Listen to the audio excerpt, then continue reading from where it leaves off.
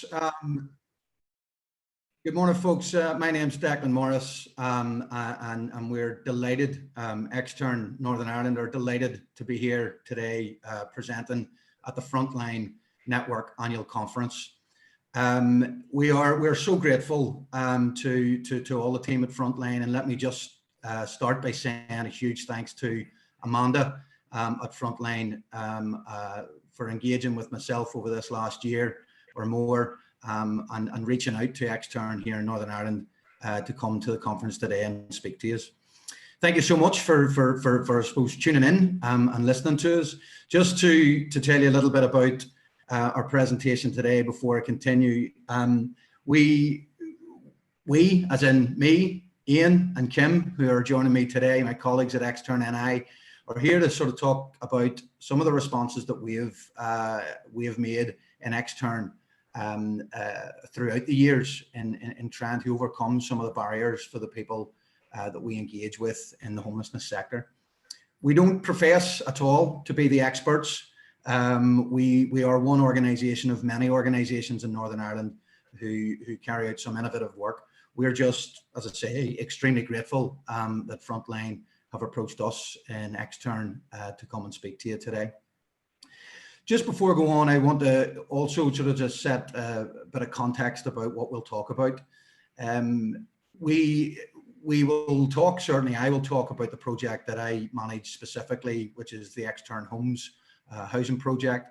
Iain will talk about some of the harm reduction services that we work on in Belfast and beyond.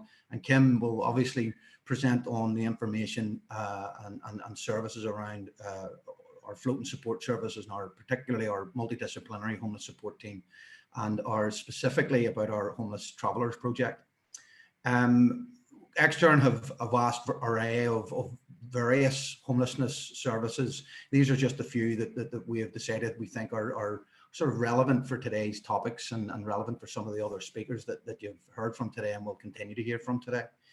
Northern Ireland is in its own right quite different, I imagine, to the other sectors in the United Kingdom, where we still hold a supporting people grant for some of the services, or all of the services that our homelessness services provide.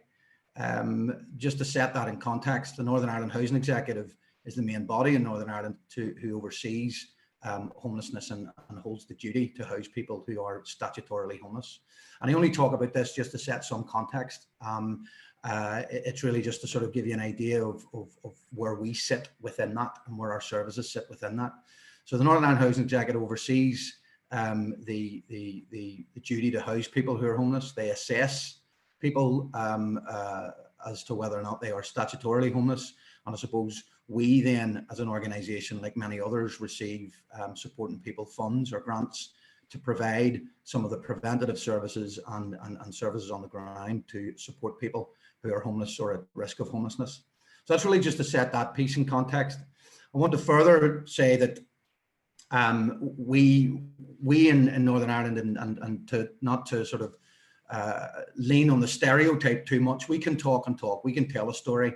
So if at any stage during this presentation I intervene to my colleagues Iain and Kim that they need to hurry it up a little bit, then you'll know why.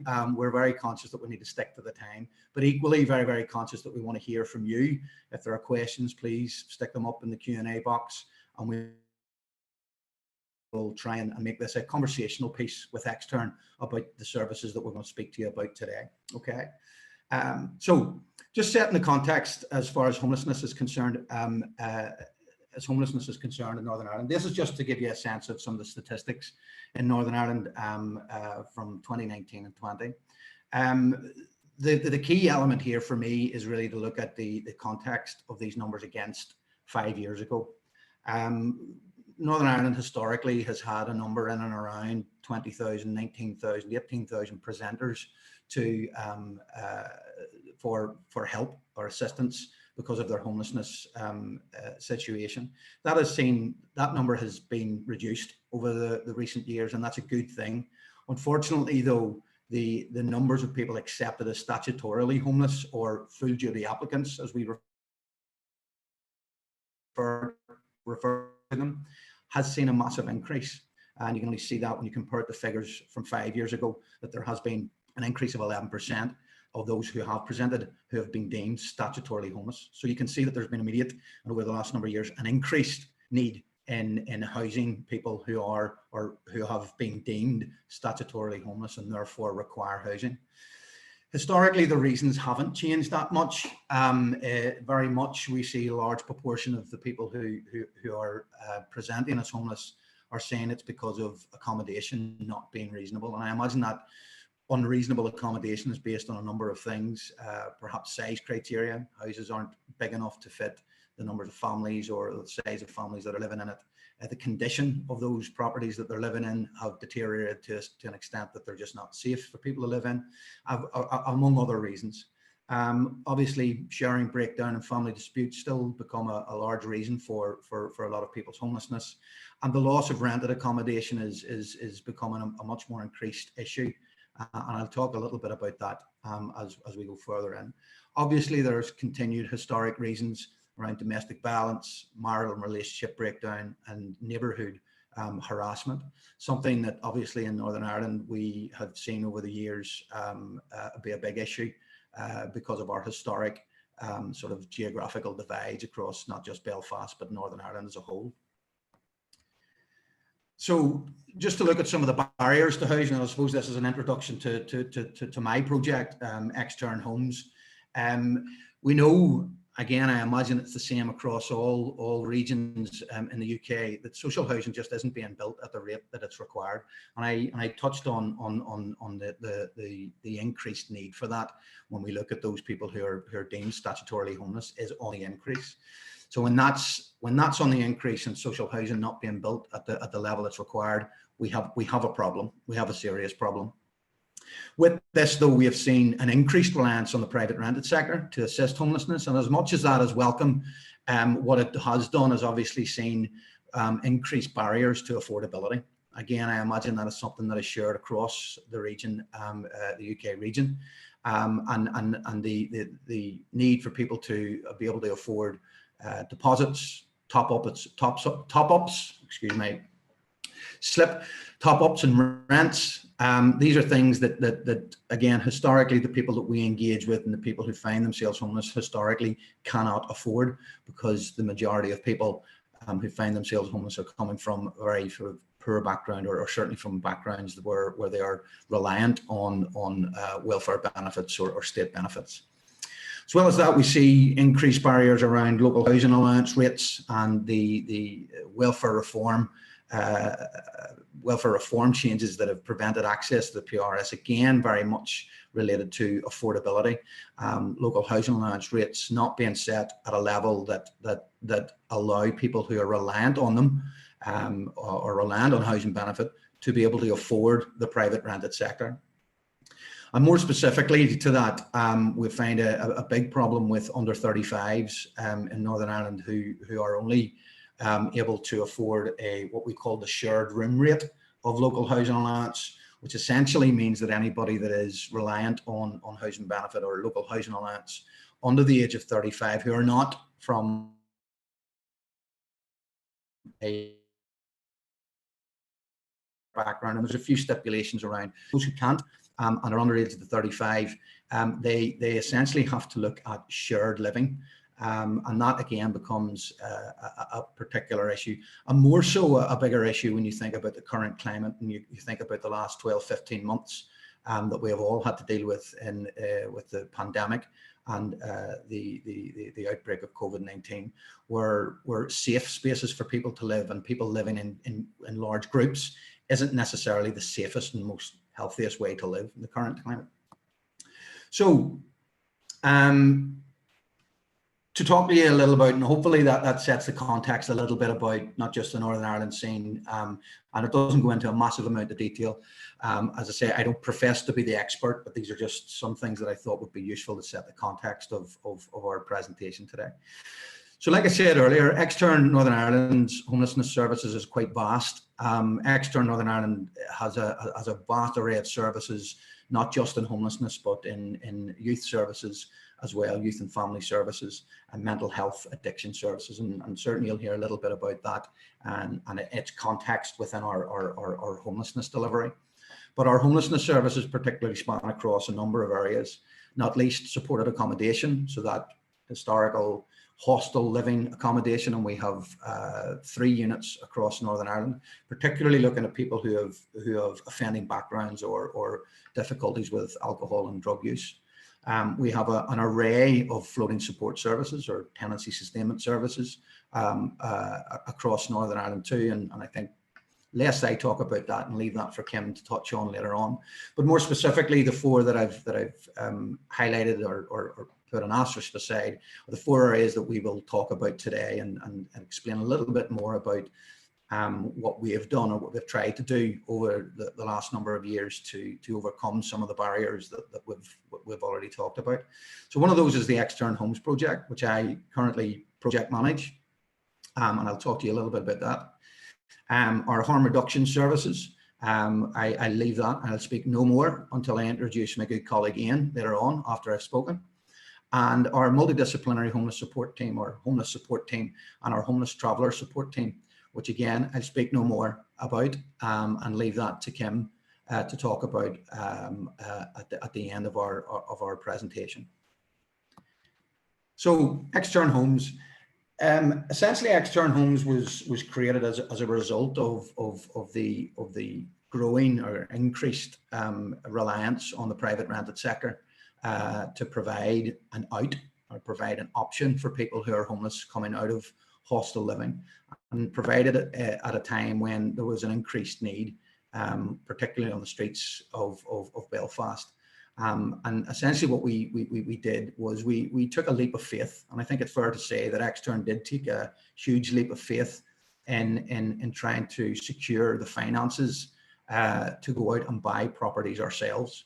So essentially become a landlord, and become a landlord that could try and or would try and remove the barriers to accessing a private rented sector that for most was simply unaffordable, while still remaining or still sustaining our ethos of supporting people and recognizing that people can't just be left alone. There are certain individuals that require that support and require that integration into society.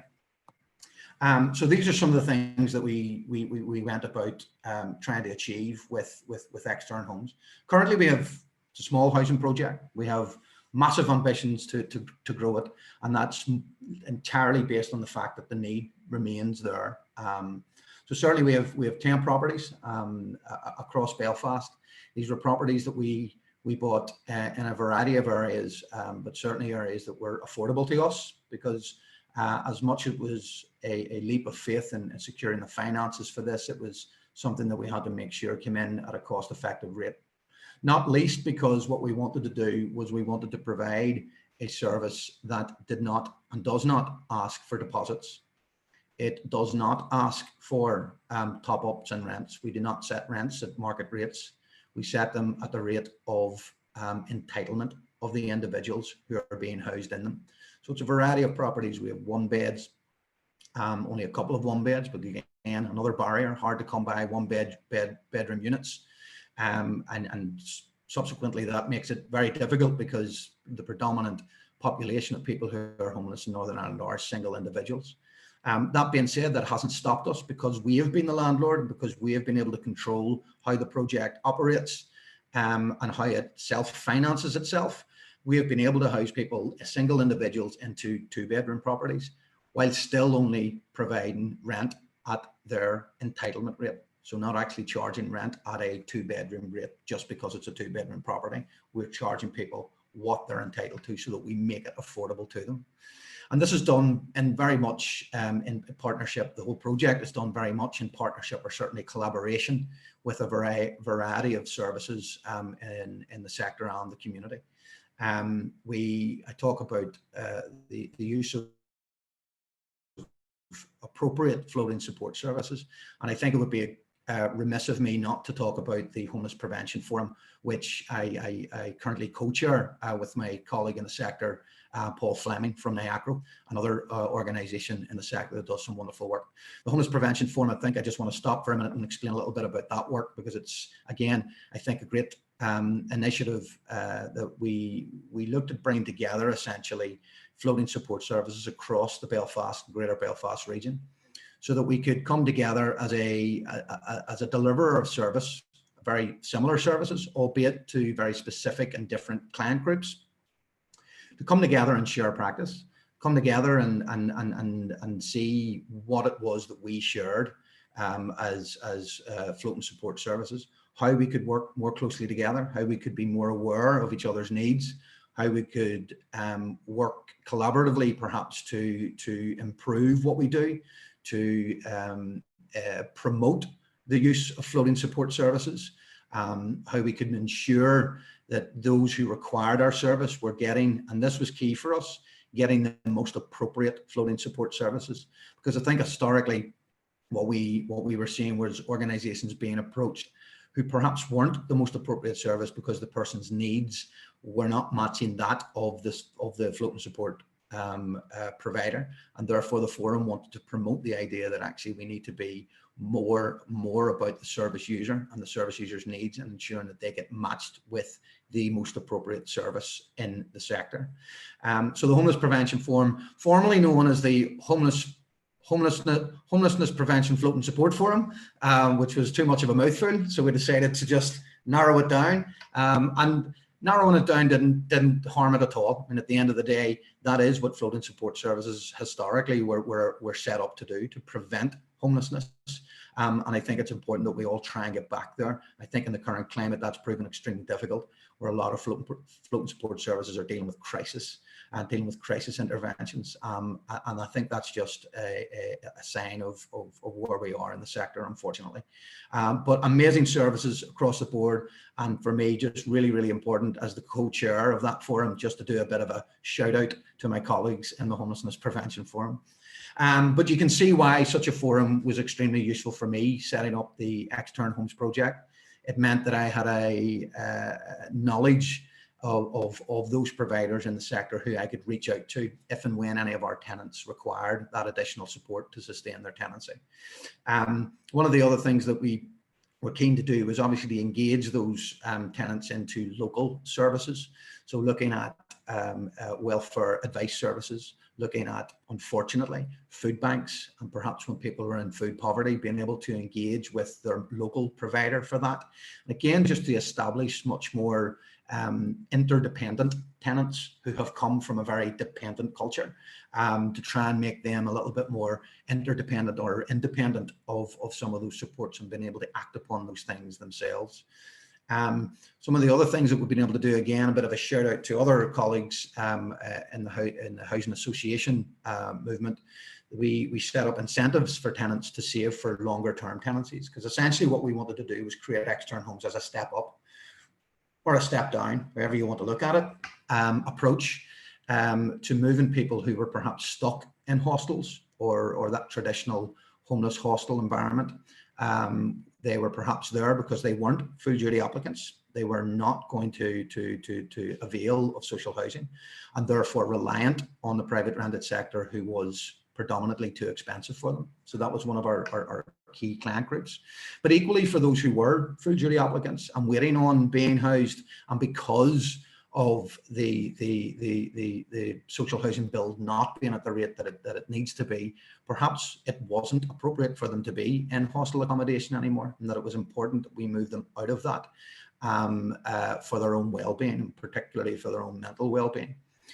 So they were our key sort of key groups that we were targeting, which is essentially everybody that lived in hostel accommodation. And so the incentive for long-term tenancies was very much with a housing association who kindly provided us some funds to set up a savings scheme with a local credit union in the North Belfast area, so that people could agree to a very small and very doable payment plan, and we would match their savings over the period of their tenancy with us, and therefore have, with a little bit of saving and a little bit of commitment to that, would have built up enough savings at the end of their tenancy to then have enough to move on and perhaps put a deposit down. If they were still reliant on the private rented sector, have the money to put a deposit down on their next move on. Or equally to lend or to borrow, but this time at least they're borrowing from a reputable lender and somebody who's not going to put them in debt and danger, somebody that through the credit union movement is able to talk them through any difficulties they might have. So obviously with all of that, what we were essentially doing was trying to build a good tenant and credit history with all of our tenants. And to date, I think we've been able to do that. We've moved on 17 individuals or 17 tenants. They've been individuals and families in the last 3 years since all of our 10 properties were fully tenanted. We started, I only joined Extern 5 years ago, so that was the start of the build of the property or the build of the project. No houses were owned at the stage, so in 5 years we've been able to pursue the purchase of those properties, secure them, refurbish them, set up all of these partnerships, and then move people on into more secure and permanent accommodation. So to date, we're extremely proud of the project, extremely proud of wanting to grow it, conscious of the environment and the housing environment that we're in. It isn't a housing crisis like 12 years ago. The property market increases, which becomes more of an issue for us to build or buy ourselves. But certainly we're continue to be in conversations and continue to attempt to collaborate with housing associations in the sector so that we can try and build our portfolio. Conscious that this model works, and we want to protect all of the things that we've created here, which we believe are huge huge incentives for people to move into an external home because of the barriers that we're removing. Hasn't been easy. It's been fraught with a number of different obstacles, but those obstacles are ones that we have relished the challenge of, and they're obstacles that we have worked through, like I say, in partnership with a number of organizations, local services deliveries, floating support services, our lender as well, being very kind to us and generous to us to make sure that our payments are kept up to date. And it's something that we're like I say, we're extremely proud of and keen to grow on. So look, my storytelling bit's over. I had to look down and look at my clock, and I'm conscious of time. My time is kind of up. I want to move on and now sort of hand the floor over to my colleague Iain Cameron, who, like I said earlier, will talk to you all about the services that he has helped grow and manage over the course of his time with Extern. Iain has been a huge advocate for this work, not just within Extern, but throughout the sector over the last number of years. And I could waffle on about him, but I'm not going to. I'll allow him to take the floor and move on to that section of our presentation. Many thanks, folks. Over to you, Iain. Thanks, Declan. Good morning, folks. Firstly, I want to echo what Declan said and thank the organisers for inviting us along this morning to talk about some of the projects that I work with and that Extern run. I'll start a bit about myself and my own background. So I am formerly a dependent heroin user, going back some time. I'm getting quite old now, so I don't even like to count how many years ago that was. But I came out of that and I very much wanted to put something back in. And Northern Ireland at that time still had a relatively small injecting drug use problem and issue. And there are a number of reasons for that. Probably the most was the ongoing conflict at the time. So while bigger cities like, even in Ireland, Dublin, or across the UK, Manchester, Liverpool, London, Glasgow, Edinburgh, while they were all experiencing the increase in heroin use, Belfast and Northern Ireland wasn't. And as I say, that's probably to do with the troubles we had. We had a large police presence, so it was difficult to move drugs around or bring drugs into Northern Ireland. And also we had the issue of paramilitary groups who were very active in keeping particularly heroin, but and back in those days, all drugs really, out for various reasons. I was part then of setting up our first harm reduction initiative in Northern Ireland, and that was back in 2001, 2002. And I think it's important to remember as well that back then, Northern Ireland didn't have, we didn't even have methadone programs, we didn't have substitution therapies. We had abstinence-based treatment through NAAA and almost forced detox programs. So we were massively behind the curve in what was happening in the rest of the UK and Ireland at that time. So we set up the first drug outreach team, which wasn't a sort of outreach team at that point. But very quickly, down through the years, we noticed and knew that injecting drug users were found it virtually impossible, really, to access any supported housing or any homelessness housing, basically in the hostel accommodation. So we got together at that time, Belfast Trust, Extern, and a number of other partners to look at that. And after some months of discussion, we came up with the Drug Accommodation Support Project, which I'm going to tell you about now. If you, Declan, next slide there, please. Thanks. So, Drug Accommodation Project was established in 2010. As I say, it was to house active injecting drug users. And I'm sure I don't need to tell anybody here today or explain the Winter Comfort case. But Winter Comfort happened and it reverberated across the REC. And while it was resolved in the rest of the UK, it still echoed in Northern Ireland for a long time, for quite a number of years. And a lot of the hostel providers, when we were approaching them, trying to ask them to house injecting drug users, would often quote the Winter Comfort case and say that it was illegal for them to house active injecting drug users. And they were concerned for their staff. They were concerned that if drug use happened on premises, that staff would be imprisoned, or certainly the project would be closed down. So we started to look around and see what agencies we needed to work with to make this project work, and to be able to get access for injecting drug users into homelessness accommodations and in the hostels. So very quickly, we obviously identified that we needed to talk to the PSNI at the time, the Police Force Northern Ireland, and the Public Prosecution Service.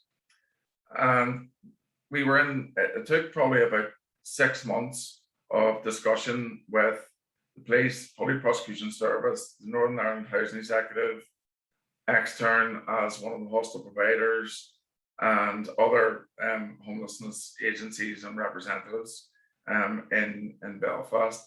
And we started as a pilot project back then, and we were given some funding by the Public Health Agency for one member of staff, and that was me. And I was seconded across from Belfast Trust to start delivering on that project. And very much in those days, it was my job to identify service users that would go in to the hostels. And at that time, we had 6 beds. We had 3 in one hostel, which is run by Extern, and 3 beds in another hostel that was run by the Salvation Army at the time. So, but a lot of the work really, for me, there were plenty of people who unfortunately who needed access to those beds. So that wasn't difficult. That was fairly straightforward. But the greater piece of work for me to do really was about education and training of the hostel staff, of the police and Public Prosecution Service, to allow this to happen. And what we effectively negotiated was what we call the DASP protocol. And what that allowed, essentially, it gave cover. It didn't legalize drug use on site. but it gave cover to the hostels and the hostel staff. And the way we kind of cleverly worded it was that people were not allowed to inject on site, so it wasn't to be a safer injecting facility. However, people would not be evicted or put out if they were known or discovered to be injecting.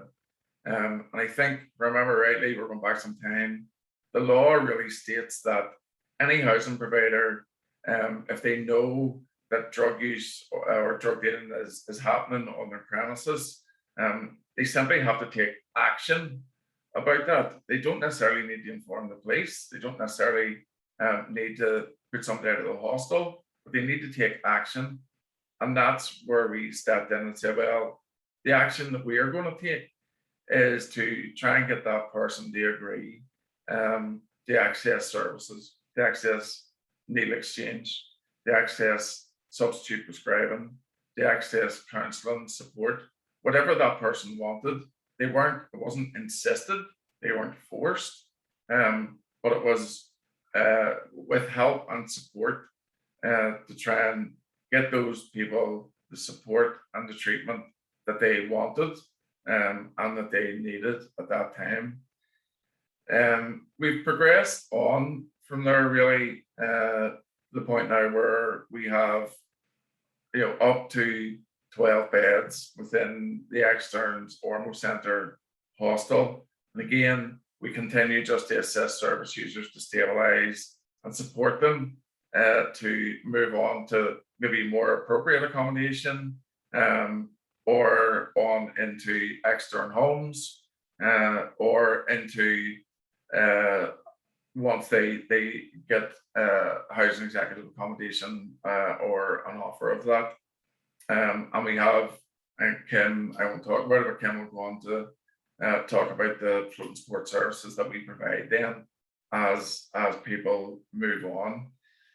It's safe to say that we almost no longer need the DAS protocol. We have grown out of that, I guess, and pretty much every hostel provider now, particularly in Belfast, houses injecting drug users. Some do it better than others. Some have more tolerance for it than others. But simply put, we have caught up with the rest of the world, the rest of Europe, the rest of UK and Ireland in relation to the amount of injecting drug use, and particularly homeless injecting drug use that we have within Belfast City Centre. So through sheer force of numbers, hostels, all hostels now really throughout the sector are housing injecting drug users, and that's a good thing. But I like to think that DAS and Extern back in 2010 we were the forerunners, and we allowed that and gave the comfort then, and we still to this day provide training to a lot of the other homelessness providers in the city about working with injecting drug users in their hostel accommodation. Next slide, Declan. So on the back of really particularly heroin use, and more so particularly heroin use in 2017, but more so now as well, we have an increasing cocaine injecting problem in the city. But from 2010 onwards, year on year, we started to see the increase of street injecting throughout the city centre in Belfast. And again, we were in Extern, we were trying to lobby really to try and help and support that community, because we recognised that they weren't getting really a lot of help and support, and they were simply getting caught up in criminal justice issues, and that revolving door process of arrest for simple possession or begging or tapping in the street, or just general sort of crimes or whatever. And they were going into prison, doing 2, 3, 4 month sentences, coming back out, and back onto the streets again. And we wanted to try and offset some of that. And we were starting to get a lot of overdoses within the city centre as well. And fortunately, throughout my career, I've been able to travel quite extensively throughout the world and see other projects and other ways that people have been able to deal with similar problems and issues that we're now experiencing. And I was off in Copenhagen 1 year for a conference, and I witnessed a service there where service users or ex-service users had come together with Copenhagen City Council, and they were providing a service that they were going out around the city centre, and they were picking up and removing inappropriately discarded injecting equipment, which was becoming a big issue there. And that was an issue that we were starting to see in Belfast City Centre also. So I brought that back, and we tried to lobby for that for quite some time. And unfortunately, it was falling deaf ears, and nobody was really listening. And I happened to be off at another conference in 2017. And while I was away for 2 weeks, we had 6 overdose deaths on the streets of Belfast. And whenever I returned, I approached the management within Extern and argued that there were a number of volunteers, paid staff within Extern who had day jobs, including myself, but there were a number of us who were prepared to go out in the evenings on our own time to engage with this community, and also to pick up and dispose of inappropriately discarded injecting equipment, because we still have quite a backlash against needle exchange programs here. And in fact, 2 of the biggest and busiest needle exchanges in Belfast, unfortunately, were closed down just at the start of COVID. So only 18 months ago, one exchange in particular was closed down because of community opposition to that. So with that in mind, we also wanted to go out and pick up and dispose of inappropriate injecting equipment, but we more so wanted to go out and try and support and stop some of the overdoses. Fortunately, we have a very good naloxone program here, which again Extern has been involved in, and all our volunteers and our staff are trained to use naloxone, administer naloxone, and carry naloxone at all times. Back in 2017, we started, and we went out for 2 nights a week, myself and a number of other staff, Tuesday night and a Thursday night. But very quickly, the local public health agency identified the good work that was being done, and they funded us for one outreach worker to coordinate that program, and then along with volunteers to grow that.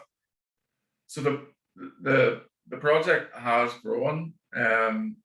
Its funding was secured in partnership with the Police and Safety Community Partnerships here in Belfast and the Public Health Agency, and we provide about 40 hours a week of outreach throughout the city centre, and we have also attracted funding from the business community in the city centre as well, and I think that's been an important thing for the project.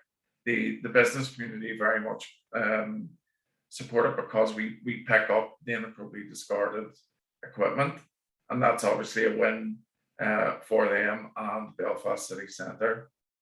So the project basically, it's like any other sort of outreach project. We aim to provide harm reduction advice and support to drug users throughout the city centre, and that's right across the board. Everything from doing needle exchange to responding to overdoses. In fact, in the last year, the project has administered naloxone on 44 separate occasions, where where naloxone was administered and CPR was done and the life was saved. And unfortunately, that's something that we're seeing the increase of. And businesses, police, council officials, while they phone an ambulance, they come across an overdose, they also phone our outreach service, and quite often we can get to the overdose before the ambulance do, and we often do. And as I say, we provide help and support to the wider community, and I think that's important to continue to do, because it garners support for the project. So the police service, we work very closely with them, work very closely with Belfast City Centre, management, the business communities, and the shops. Next slide then, Declan, please. So we are, like everywhere, we face barriers and issues. One of those, we have an increase in injecting drug use population. It's growing literally by the day. We have, unfortunately, increase in HIV figures. We have an increase in our hepatitis C figures. In fact, we just had what the Public Health England, Public Health Agency declared a cluster epidemic of Hep C in the city centre. So we're trying to work alongside our colleagues in the health department to address those issues. But we need more joined up thinking. And recently we have had issues between our local public health agency funding reps, not maybe talking to our regional public health agency reps, and also Belfast City Council not talking to the police and community safety partnerships. And we just need a much more linked up approach to some of the issues and the problems that our homeless drug users are facing. The nature of the funding, it's often short term, it's often at minimum wage, there's not a lot of job security for the staff, and that's something that we're trying to address. The staff are also responding to very serious incidents. I highlighted there that we responded to 44 overdose situations where we administered naloxone. We respond to people who are overdosed or heavily under the influence of substances on a daily basis, and that can be difficult for staff, and we try and support our staff as best that we can through that. Anybody that's involved in harm reduction services know that they're traditionally hard to record and prove the effectiveness. As I always say to our funders, it's difficult to show how many people we have stopped from contracting HIV or hepatitis C. That's a difficult thing to quantify. So, and that's part of the reason that we find it difficult to attract and hold funders. I think that's me. And certainly, after Kim has finished, I would invite questions on anything that I've presented. So, thank you very much.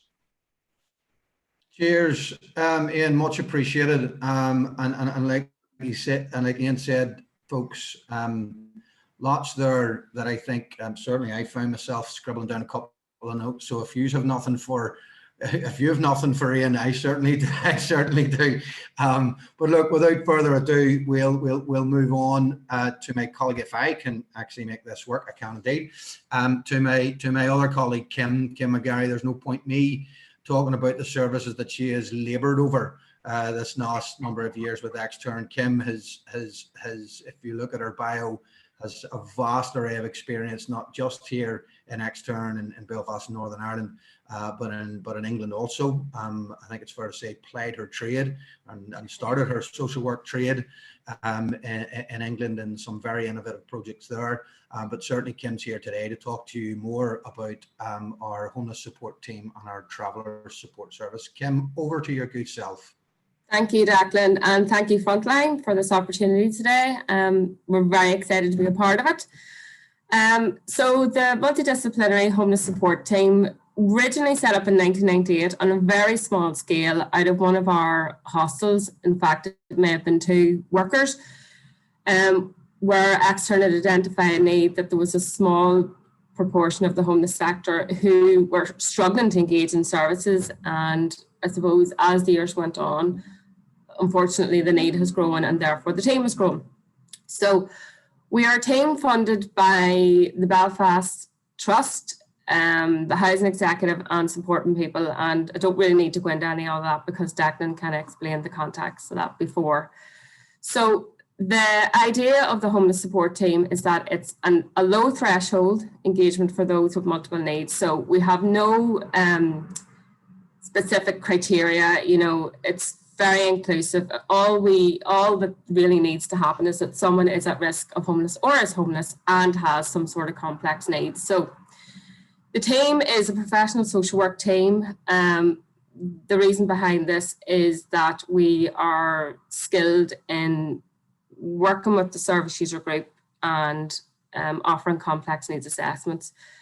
So the complex needs assessment is hugely important because, well, firstly, it allows us to work with the service user to help them identify what they need, but also for us to identify additional needs that maybe are impacting on them. And then the next point of the assessment is that it can feed through to the statutory service to ensure that their complex needs are being met or assessed. The client group you'll find, particularly say, for example, with the needs assessment going to the housing executive, they may meet with the housing officer and find it really difficult to talk about their situation, to talk about their trauma, to maybe not even recognise some of their own complex needs.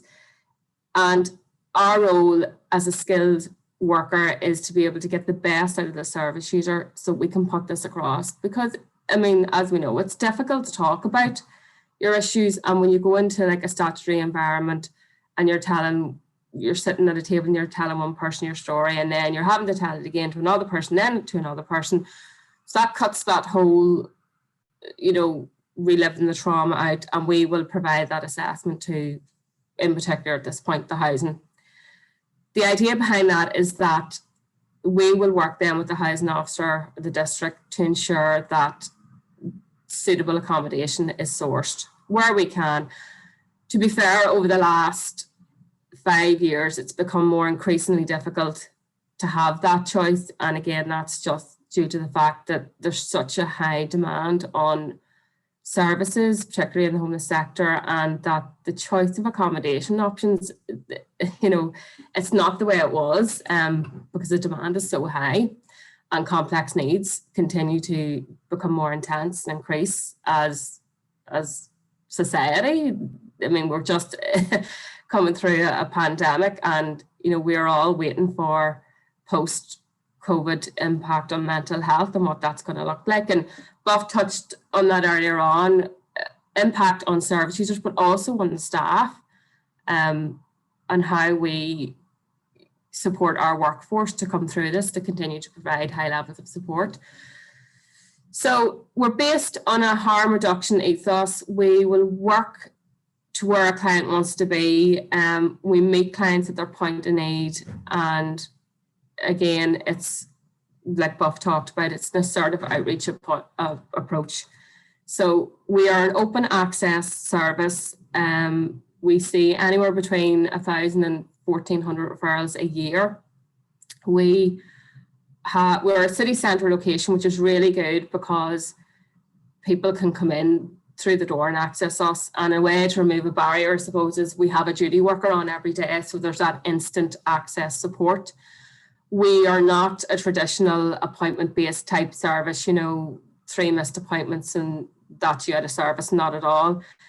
A person can come in and out of service as many times as they need to. We, just as long as we get that engagement, we really don't care where that comes, because that's the thoughts. We'll make people at their point of need and we will continue and continue and continue to work with that person as long as they want to do it for, you know.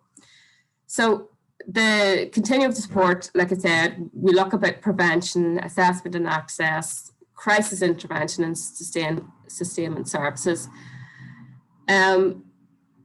The team, I would refer to the core team, so that's the homeless support team. That is made up of 5 social workers and 1 mental health worker.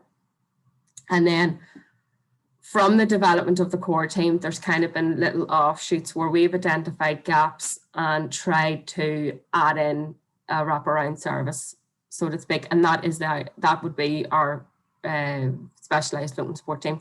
I'll talk about them separately, but I'll start with the journey of the core team and the homeless support team. So Declan, if you want to just go on to the next slide, please. Okay, so like I said, we're a sort of outreach approach. We're a fieldwork team, and basically that means we will go and meet a person anywhere. It could be on the street, in a hostel, you know, it could be somebody who's sofa surfing and wants to come to the office. It can be absolutely anywhere. We will meet that person at their point of need. We, like I said before, we are working with the most vulnerable and those most likely to be disengaged in services. So we will find that we will work with people who are maybe excluded from services, or, you know, find it difficult to access services. They may feel marginalised. They may not be from here. They don't know what services are available. They don't know what their rights are. They maybe have just become disillusioned because they've had to leave services, or they felt that they just at the time couldn't engage with a service, or they're really struggling with their complex needs like mental health, addictions, or, you know, offending background, or other things that would kind of prevent them from accessing services and almost in a way maybe give up. Or when there's changes to systems like, for example, welfare reform and universal credit and all that, changes in them procedures, we find that people struggle to navigate the systems, and then would just almost not, would give up. And then if they've no access to benefits, then it became a domino effect, because they were losing accommodations, their mental health was then deteriorating, and they were just in that cycle where they then were just finding it really difficult to come back out from it. So I suppose in a way then our team is that helping hand, that motivator with the knowledge to navigate these systems, to say, right, okay, let's start from the start. What do you want and where do we need to be, and who do we need to engage with to get this to get this situation improved, you know? So like I touched on before, the massive part of our ethos is developing relationships with service users and with other providers to make that link. So no good intervention, you know, nothing will ever happen unless a service user trusts your service, trusts the key worker, the social worker they're working with, and that they are able to work with you in that kind of therapeutic relationship where we both buy into it. Yes, it's very difficult for a worker sometimes to acknowledge, right, well, that person may not turn up and they have all these other issues. And again, that's the nature of our role, I suppose, is to keep going with that person, you know, don't give up on that person. So we largely based on relationship, so social work-based relationships. And then that goes to as well with the likes of the housing executive, with the community mental health teams, or any statutory services and other voluntary agents as well, that we are able to be that, I've mentioned it here, bridging the gap, the advocate between services, to try and really push to get people back into service, to make appeals, to gather the evidence for people, just to kind of basically bang down every door to get what the service user needs to put their case across for whatever they're looking for, whether it's housing or access to services, or also just looking at basic needs, making sure that day they have food, they have access to emergency benefits, or access to emergency accommodation, or to find a place of safety. Because most of our work largely evolves around, in this part of the team, crisis intervention. You know, that's exactly what happens. People arrive at the door in a crisis, you know, whether it's destitution or fleeing violence or whatever it may be. But the team is really reactive and responsive, and that's probably why what sets us apart is that being able to have that creativity and that response rate, which I'll continue on with. So I suppose in the sense that's good. I talked about the relationship with our funders, so that's the Housing Executive Supporting People in the Belfast Health and Social Care Trust. We have a great relationship with our funders in that we are able to bring to the table gaps that we're seeing throughout the community, and we're able to then develop and evolve services, and they'll fund us to do that. So the team in Belfast, like I said, it's been around for a very long time, and then we were able to branch this out into other parts of the region, which is good for a couple of reasons. One, it's for parity across the region, and it's only fair, but also it allows for people who are transient, who maybe move in between parts of the region, that as an organisation we're able to follow that person through or offer them support to where they may be. Sometimes it's good because people want to move out of the city and want to go further afield, and we're able to support them beyond that, to help them link in with the community so that they have longer term independence themselves, or to dip back in if there's an issue. So that's something we're very proud of, and we're going to continue to work with our funders to reach across the region, because like we know, you know, homelessness just doesn't happen in the inner cities. We've been able to support rural inclusivity because there have been people in rural parts of the area that never would have been able to receive support, haven't even been linking in with their GPs, and then have come to the attention to the police because they're at risk, and we're able to go and reach that client group that nobody else is able to kind of access, and that's a good thing. So so talking about evolving services and developing services and the support by our funders is really important, because it allows for, like I said, a wider kind of reach for people. It also means that traditionally people would have left parts of the region and come into the city to try and access support, and sometimes that isn't a good thing, because, you know, they may then start developing behaviours or taking part in other activities that they might necessarily have been exposed to.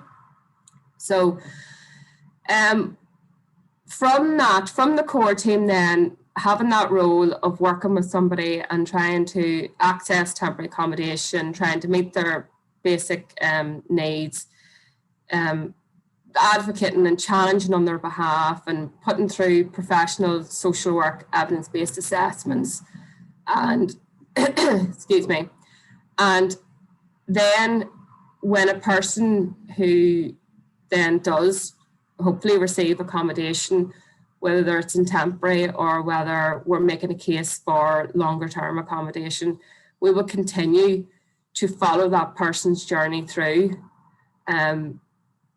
until they feel settled. So there's no time restriction on our interventions, or how many times somebody can come in and out of service. So the beauty then of having in Royal Avenue, I would call it the hub, and Declan and Iain talked about it earlier, we're able to tap into other parts of the organisation. So our staff can integrate and tap into Iain's services, into Declan's services, into our mental health services, into our community services and our children and family services. Again, there's other departments like Extern Works, which helps with their employability. So we've a lot of crossover, and we're very fortunate that we have a great organisation, that we have a lot of other resources to tap into, so that we can help them with a full kind of longer term support plan, because that's the idea too. You don't want people to become dependent on service. You want people to be able to grow and have their own network of support beyond the homeless support team. So second to that then,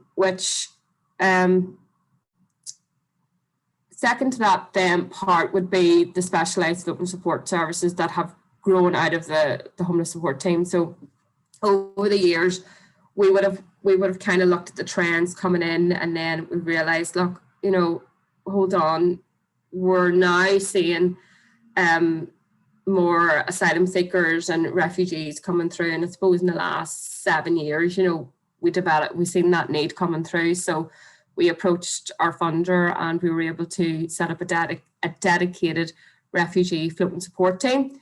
And that has been hugely successful because we were able to develop links with the Home Office and the Mayor's provider and the Housing Executive, who are all responsible for the contract. We are the team then that will support the people through integration. So once they leave their NAS accommodations, we will support that team to ensure they can integrate into the community, and that that they're not going through the revolving door of homelessness. So it's about preventing these certain groups from becoming homeless in that sense. So I don't want to talk too much about that because I could probably talk about every project for forever. But yeah, so there's the refugee floating support, the complex floating support, and then we have a few more innovative pilot projects that actually came up as a result of COVID.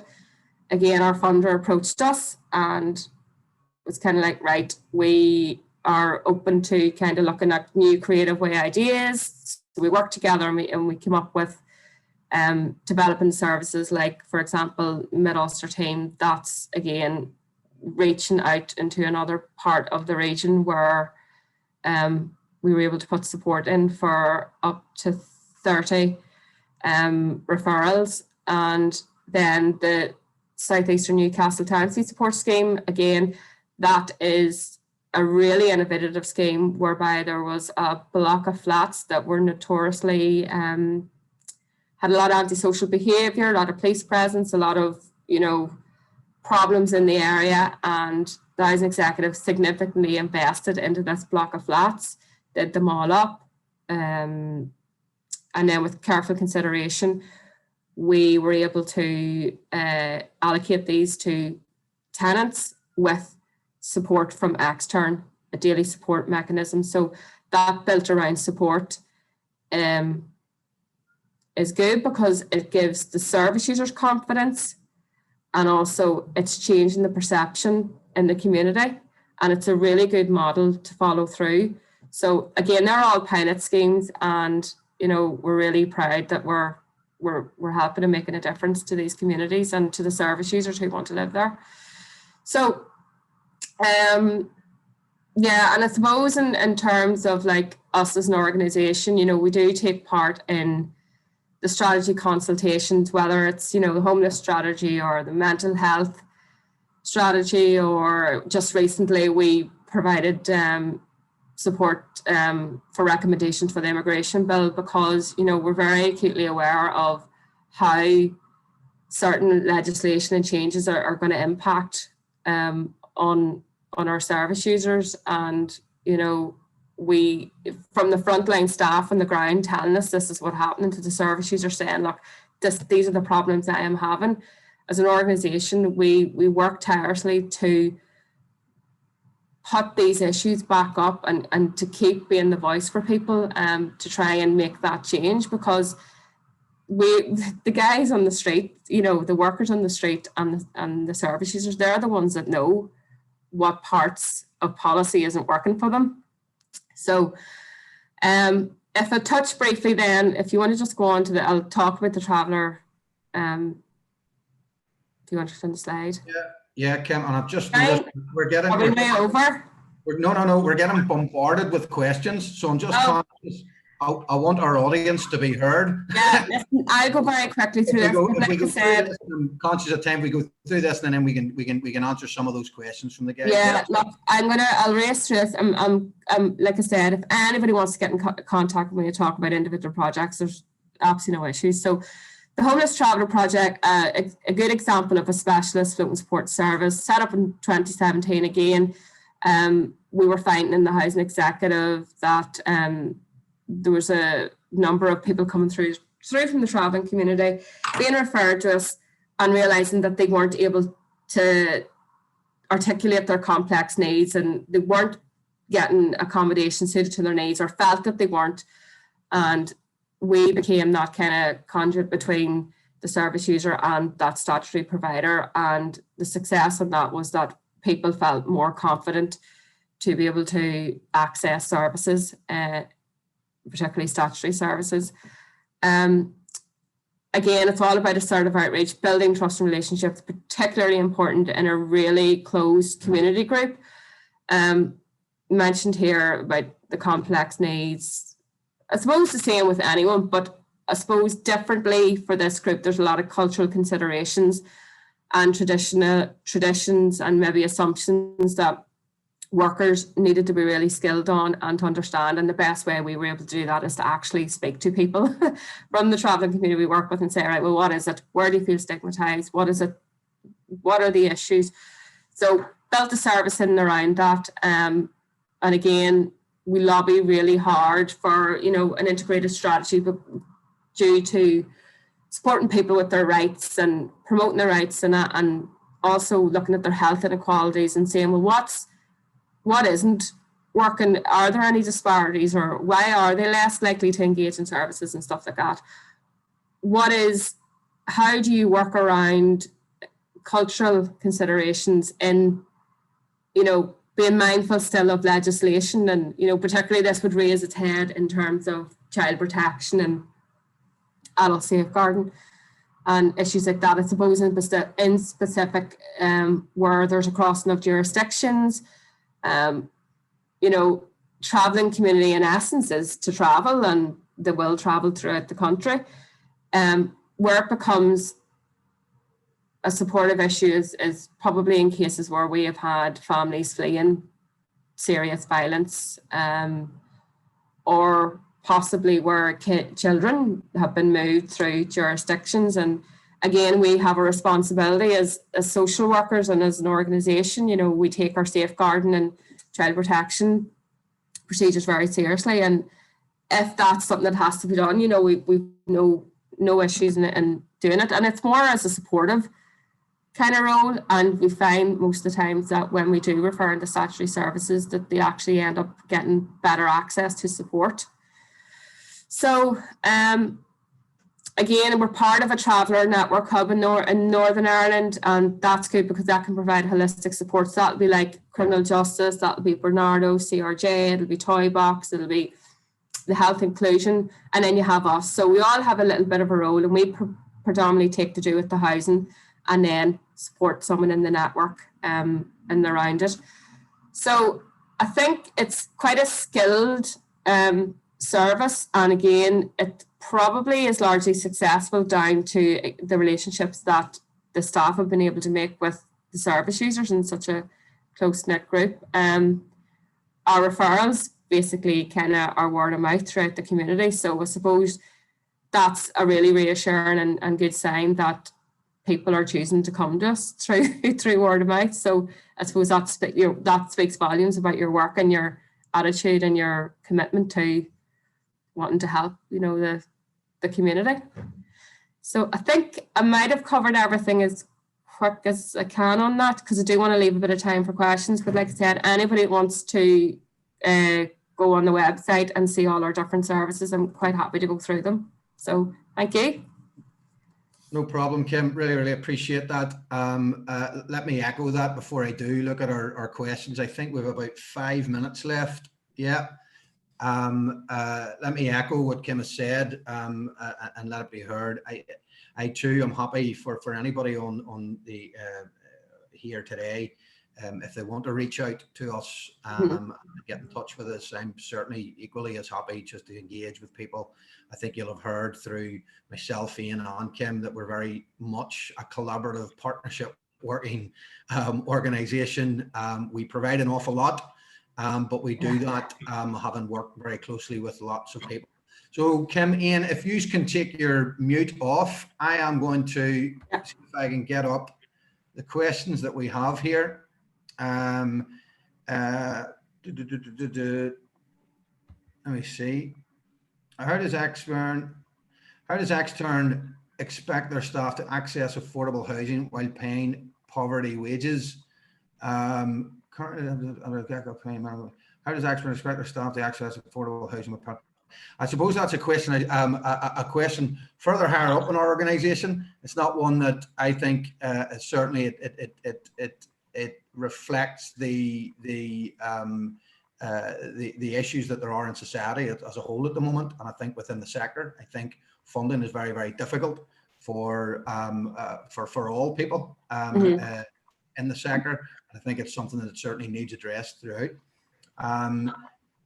One other question was whether the panelists have faced any barriers to working with the local community and getting them on side with regards to working with a complex client group on how they have worked to overcome these.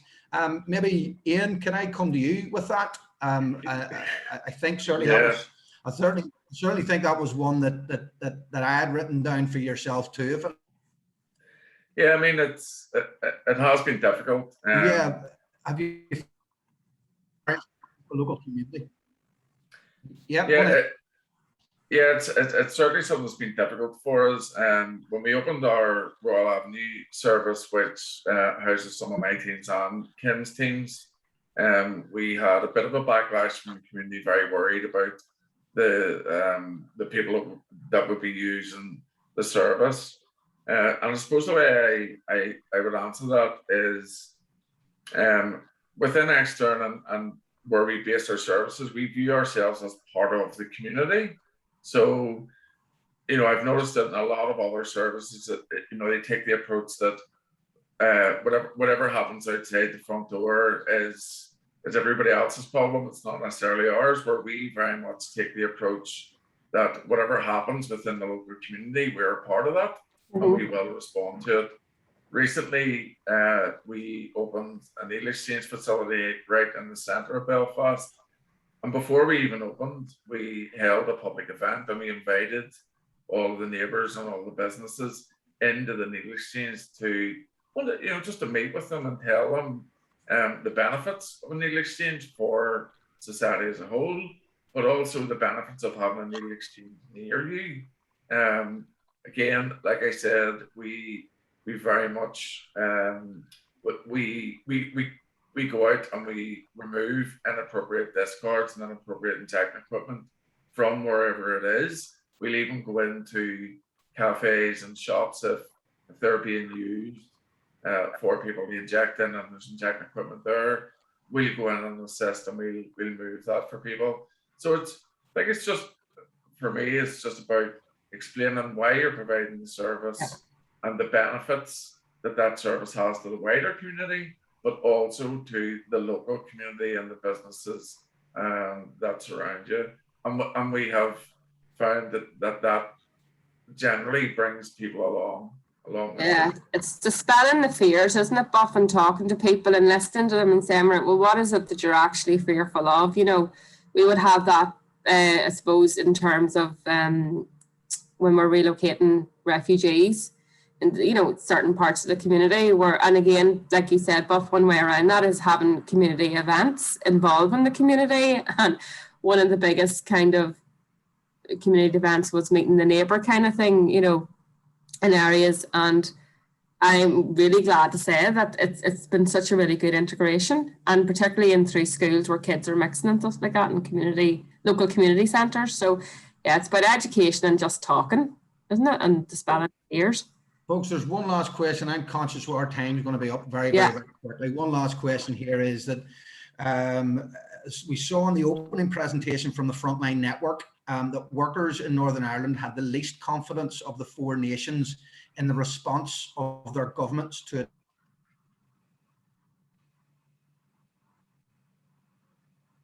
height of COVID. Why do you think it is? So I'm not sure. Unfortunately, I didn't see the Frontline Network opening presentation, but the Northern Ireland had the least confidence of the 4 nations in the response of their governments to address homelessness during the height of COVID. Why do you think this is? I'm stumped. I am too, because to be honest, obviously we were part of the COVID response, and like I touched on earlier on about the eagerness for our funders to reach out to us and say, right, look, we have this gap. What can you do? How can you help us? So from my experience in the team, I don't see that, but that's not to say outside. Yeah, I think I would just quickly add on that. I mean, as a co-chair of the Homeless Prevention Forum, having just heard from people across the sector, the floating sports sector anyway, I think there was lots of doubt and worry, and things were changing so very, very, very quickly. I think that I suppose it was difficult for everybody to have confidence, let alone in government strategy, but their own dealing with it. I think certainly I can only speak on a personal level here. Historically, our Northern Ireland Assembly, actually, if I remember correctly, had only just come back together pre-COVID. It had been down for a number of months, even years, I think. So I think perhaps it may well have been related to the fact that we actually didn't have a sitting assembly, or certainly our sitting assembly only sat just before COVID actually happened. So I think local Northern Ireland politics was at a low ebb as far as public confidence in our assembly, and that's just my own point of view. But certainly, I think that may well have added to people's feelings around their ability then to deal with a global pandemic. Never mind our local issues. That's it. I am really of time. I did promise Amanda and everybody else that we would keep to it. Please, I can't stress enough our thanks to Frontline Network, to Amanda and all the team in the background. We shout out to Rachel, who's been sitting by our side throughout this presentation. So just a huge thanks to everybody. Apologies if we didn't get through every question, but we are here and we're available for whoever wants to reach out. So many thanks.